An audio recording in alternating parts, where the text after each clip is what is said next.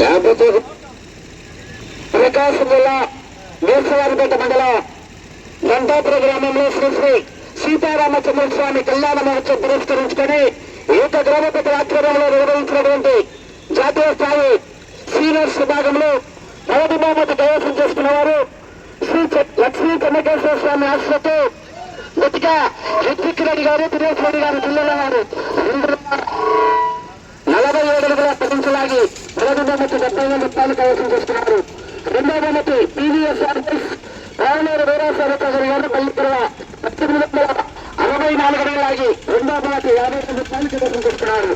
మూడవ బహుమతి పెండి నక్షత్రారెడ్డి గారు గుడిచెల్ల మార్కాపురం మండల ప్రకాశం జిల్లా వారు 1750 అడుగులాగి ఆ యొక్క మూడవ బహుమతి 40,000 రూపాయలు కైవసం చేసుకున్నారు.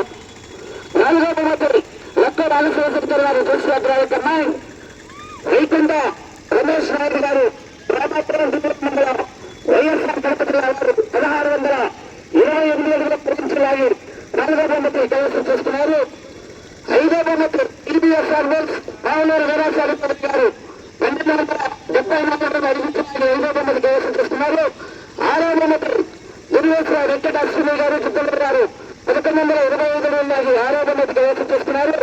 ఏడవ బహుమతి సయ్యద్ కలాం బాషా గారు 1006 అడుగుల 7 ఇంచులాగి ఏడో బహుమతి కైవసం చేసుకున్నారు.